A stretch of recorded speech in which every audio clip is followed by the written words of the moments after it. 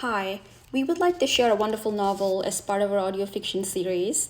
The novel is titled Befriending a Ghost is Easy, but Taking on Her Bucket List is Something Else, a not so scary ghost story by author MGV.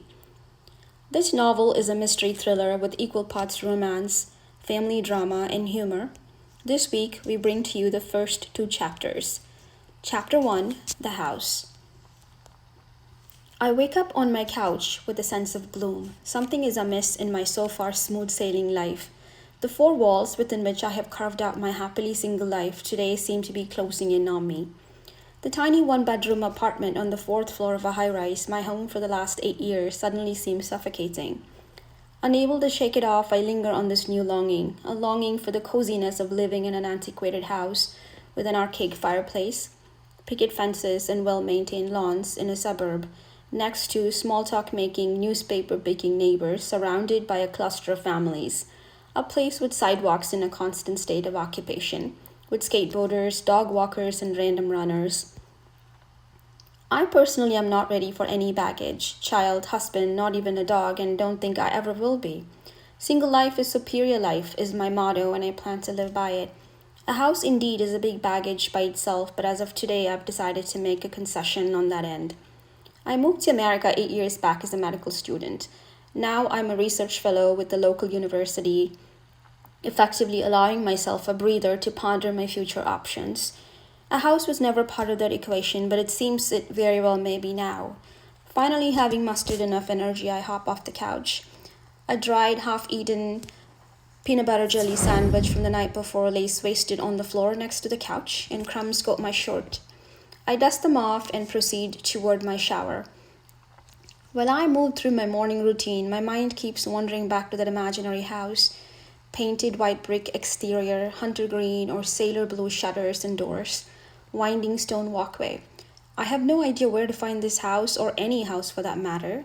My knowledge of the city and its surroundings is very limited.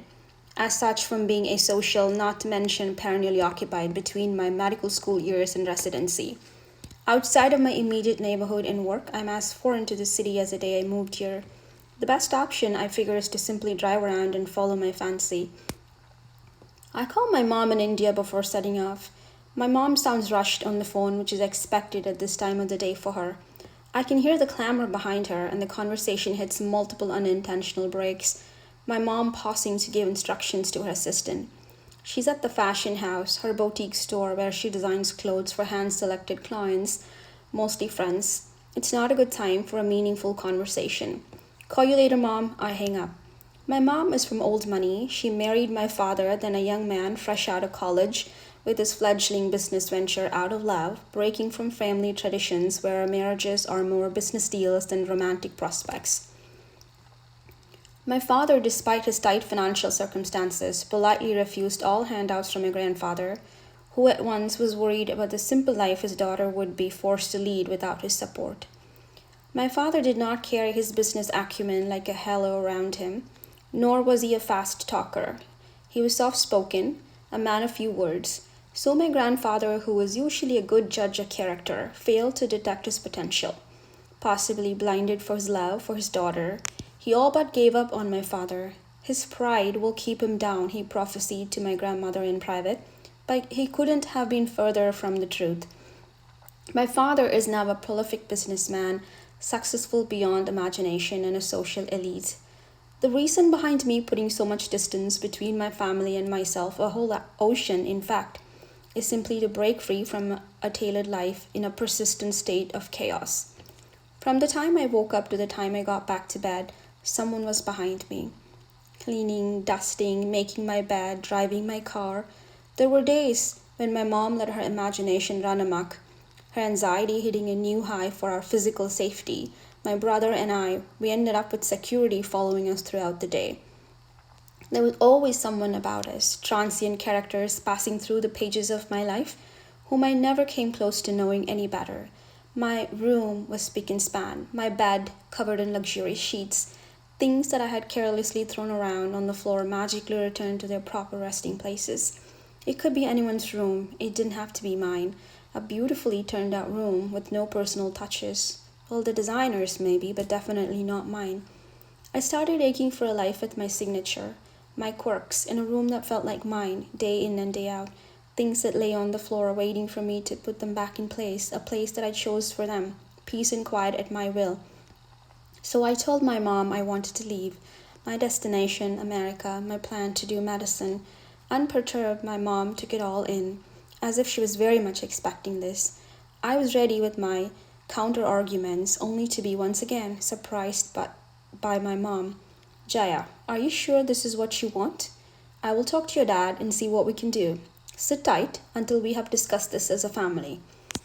When I was a child growing up, my mom never disciplined me. It was always, if that's what you want to do, I'm okay with it, to anything I put forth. This made me think things over multiple times before I decided on something. I knew I would not be corrected. Whenever I wondered about this to my mom, I was told I never needed discipline. I was born with too much self discipline as such. Unlike your brother, she would smile wide, giving in to an unavoidable comparison, talking about our favorite bad boy. Siddharth, my younger brother, by 4 years, is everything that I'm not.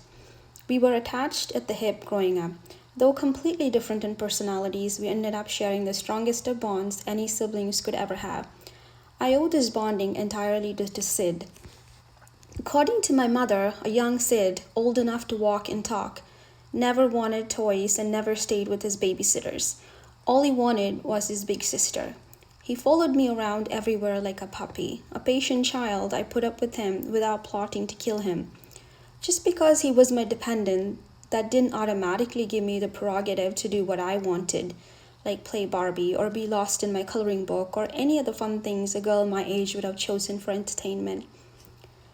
He moped around while I dressed up my little dolls or doctored a stuffed puppy. Unable to take his sad face, I would switch to playing with cars and trucks or whatever made him happy. A twisted tale of how we actually became bonded for life. It also explains Sid's innate trait, an unfailing ability to get what he wants, a born manipulator, that's what he is. We then had our promised family discussion with me presiding. My dad is a man of action. He wanted me to make a list of pros and cons, to sit down away from all the chaos, go over my list and make sure that was really what I wanted. He would give me the go-ahead if I still felt the same. Everybody was on the same page except Sid. He didn't take it well, as expected. He was bawling his head off, sobbing, calling out to me like I was on my deathbed. To be fair, he was not always like that. It was truly a big deal for him. He came to me with every one of his unsolvable problems, homework, friends, clothes, for school outing, and just about anything. I was his sounding board and support system. I feel abandoned, he sobbed. What are you trying to achieve, Jaya? A sniffle followed. I'm trying to experience life without any baggage, Sid. I circled a finger up in the air, pointing to the cluster of things that surrounded us, and you, of course, I finished with an exaggerated smile. It's not fair, Jaya, he screamed. Including him as baggage infuriated him. My mom rushed over to him, trying to calm him down, muttering under her breath. Unlike me, my brother can be quite emotionally expressive. Although this was an extreme, to be fair to him, it was appropriate. I did blindside him. I didn't prepare him, knowing what this would mean to him. But then I wasn't planning on this for long either. I woke up with it. That's just me. I have a tendency to wake up with ideas and run with them. Sid could not and will not ever understand my quest for simple life. He was and still is into fancy cars, truckloads of friends, the chef's favorite. The kitchen spun around his needs. The chauffeurs worked in advance to line up cars that suited his preference for the day. He thrived in the very atmosphere I found sucking my life out. I'm level-headed like my father, pleasant like my grandmother, and not easily given to emotions like my mother. There is a story about me oft repeated by my mother that gives a glimpse into my then budding personality. Her pregnancy with me was so easy, she speculated the child would be a difficult one. Going by nature's cardinal rule, you can't have it easy all the time. She was in fact bracing herself as a difficult first child experience. How wrong I was, she would shake her head, getting nostalgic all over again. You were a model child, Jaya. No crying, no screaming, not even when hungry. You squeaked a little when you were hungry. Obviously, you couldn't talk. You had to express yourself somehow. My mother one day decided to take me to work. her self limited designer boutique, which she did more as a hobby than a business. In a family like ours, she wasn't expected, and if anything, it was against the unwritten rules to be running a business. But my mother was not someone who followed rules. She made her own rules. If she shocked someone by not playing by the book, she brushed it off. But she knew her boundaries. She didn't hate them. She worked well within these boundaries. She never let them restrict her or felt tied down by them. I was then a 6-month-old child. My mom handed me over to one of her young interns while she was stocking shop with a client. So lost was she that she forgot all about me. About 4 hours after she was ready to return home, Jaya Kuti, she panicked, remembering me and that all I had was a little milk before leaving the house. She rushed over and grabbed me from the intern, distraught that she had forgotten my existence and for so long. My diaper was heavy, logged with urine, outwardly appearing yellow tinged. All you did, Jaya, when I picked you back up was give me a squeal of delight. You wrapped your tiny hand around my little finger. That about kills me, my mother would tear up. She always does, every time she repeats the story. If I could have freeze-framed that moment, that was you, all you. I knew in that one moment. Then the story goes, she rushed back home and fed me, all the while sobbing, something she had never done in her life. I still suspect my mom was suffering from postpartum blues to be set off so easily. She called my dad up in an important meeting and told him it was not urgent, but she would like to talk to him as soon as he got a chance. My dad's motto, unchanged to date, is family is worth more than any meeting in life. He left, handing over the proceedings to his chief officer. After he was home, my mother sobbed on his shoulder, explaining what had happened.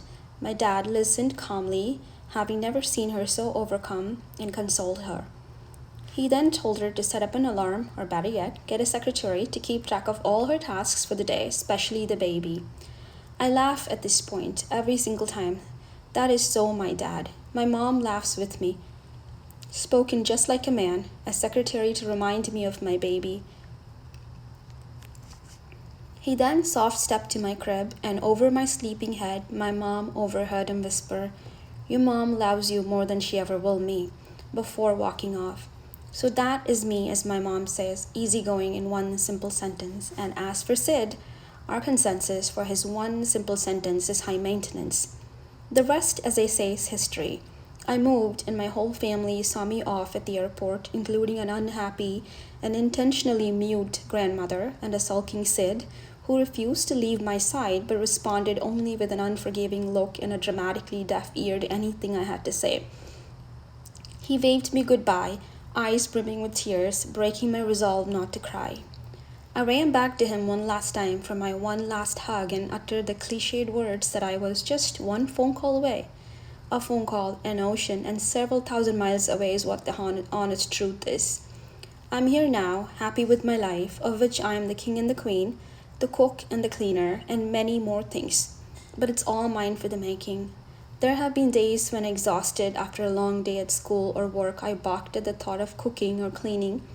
But there has never been a day I ever came close to missing my previous life of chaos and constant movement. I am content and always will be. Except, of course, for the sudden hankering, a curious desire at that, for a suburban lifestyle. So be it. I decide to be indulgent without further psychoanalysis of my impulsive behavior. Chapter 2. Someone is watching. I hit the road in my 50,000-mile second-hand all-white Camry, a trusted companion for all my years in the city.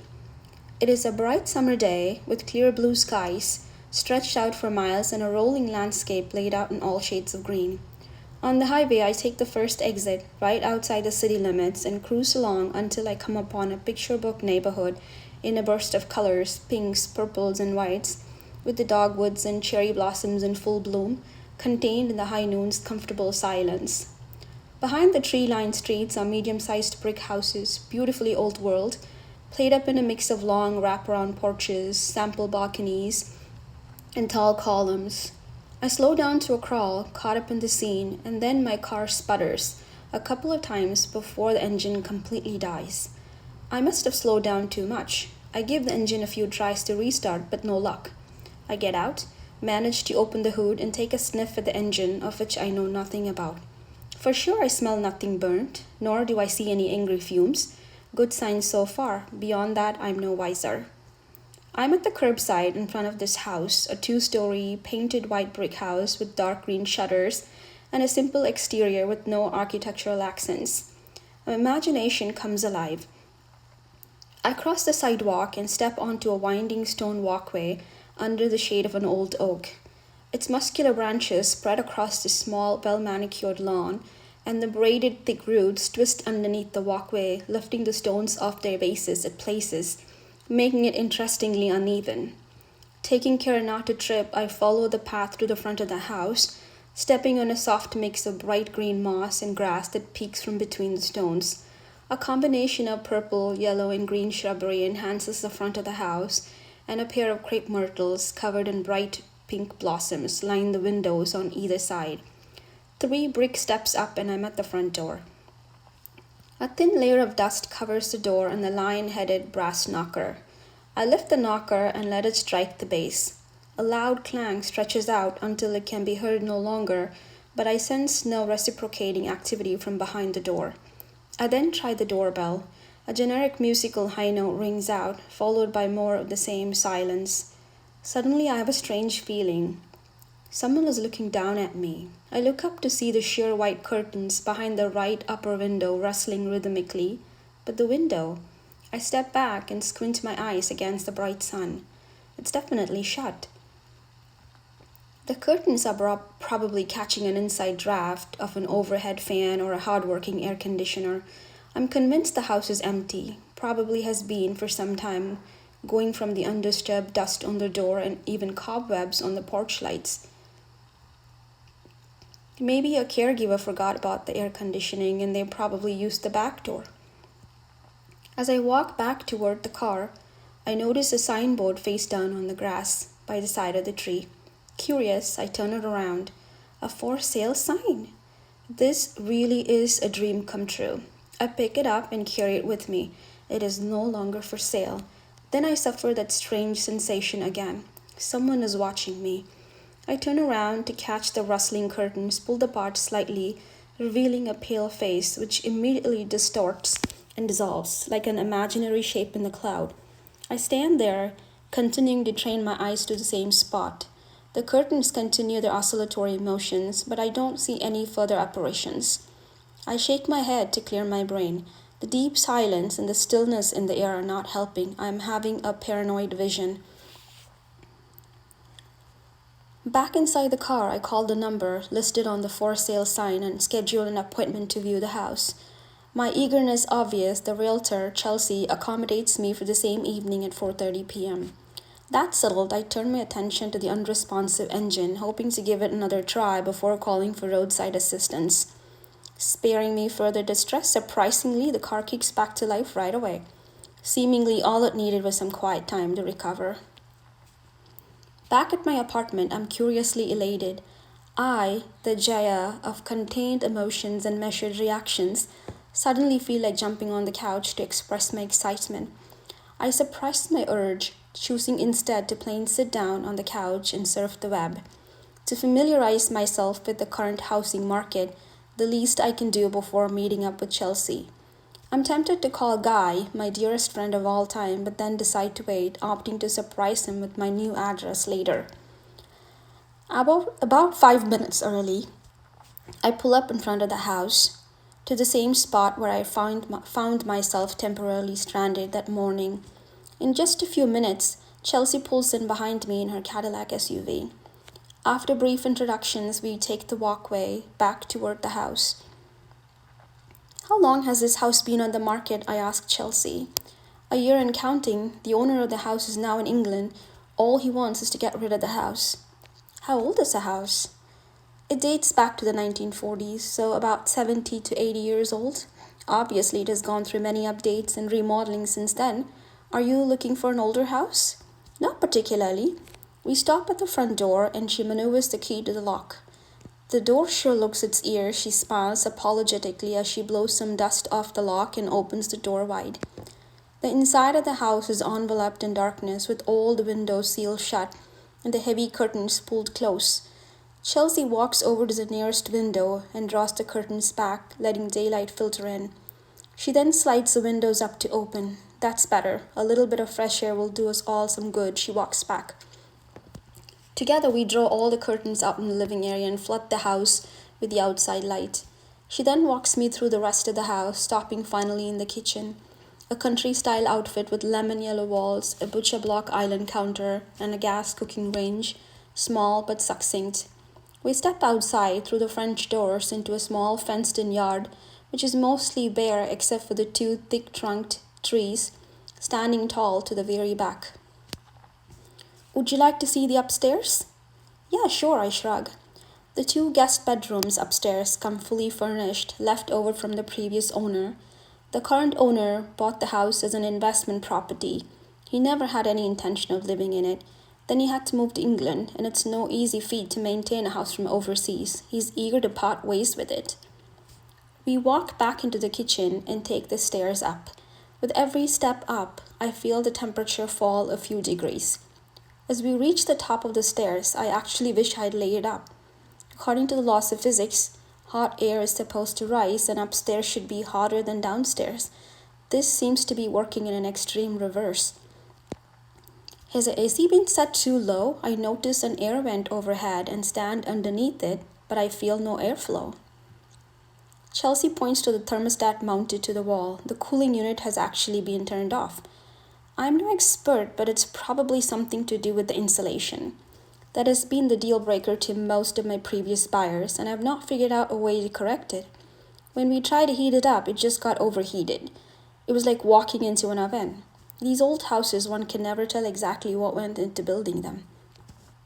I want to check out the room with the rustling curtains, but the unexpected polar freeze makes me decide otherwise, and we climb back down.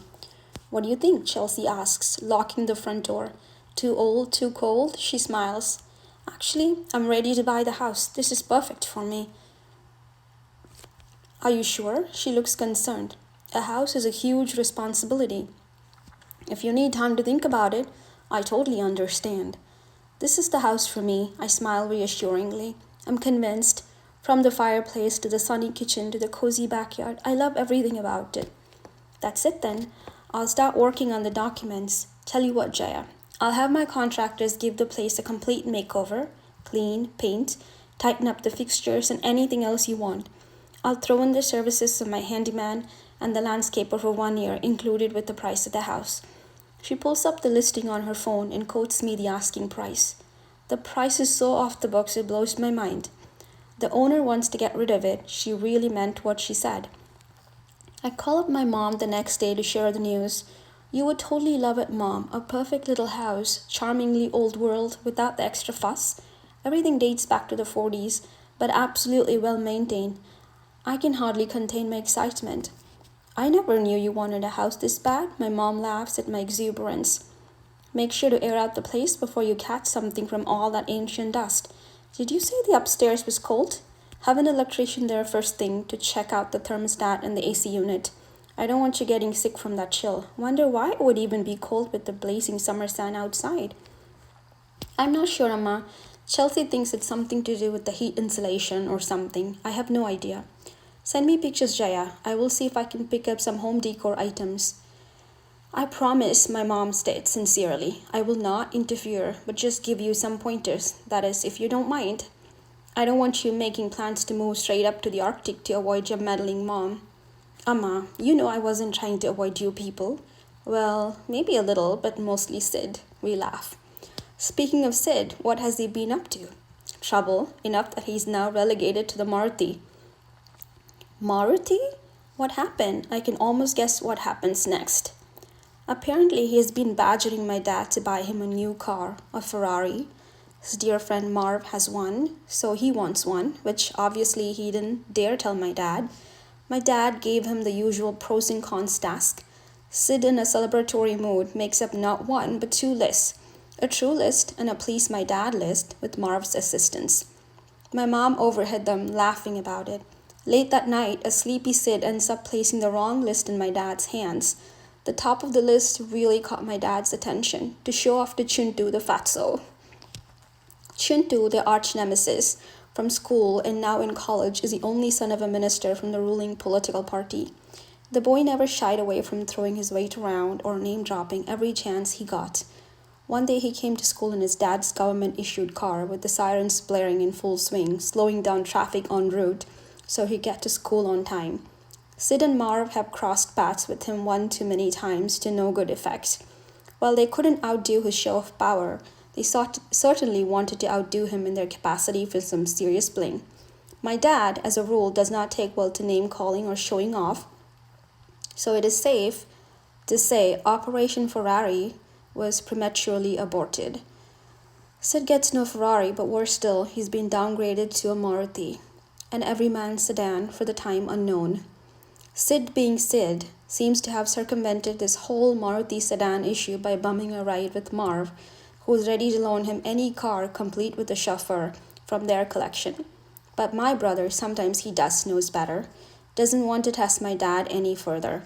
We laugh some more about it, and I asked my mom to wish him happy Marutiing before we hang up. 2 weeks pass, and on another perfect summer day, officially move into my new address. Chelsea's handyman turns out to be a lifesaver. He helps me with the furniture, hangs up pictures, and even walks through the house with me, making sure everything is in working order. He has a different take on the upstairs chill. He tells me to leave the windows open to let the hot air in. It may just be an airflow problem since the windows had remained shuttered for too long. He doesn't think it's a bad problem with the summer temperatures expected to soar. It may even turn out to be a respite from the stifling heat. I settle in, getting more comfortable with my new surroundings with every passing day. I fill my living area with light, color, and comfort. Floral lamps, table lamps, plush furniture, and colorful throw pillows. Bright abstracts now take up space on the uniformly dove gray walls, breaking their monotony and adding curiosity. The floor is a glorious walnut wood of the yesteryears that I mostly leave exposed, except for a single circular, floral patterned area rug. Last and most important, I pile my coffee table with a collection of interesting reads to pull out anytime. Overall, it's a cozy outfit, bearing my personal touches, supplemented by the warmth of the house lived in for all these many years. We hope you enjoyed the first 2 chapters and hope you connect back with us for more of the novel later. Thank you for visiting.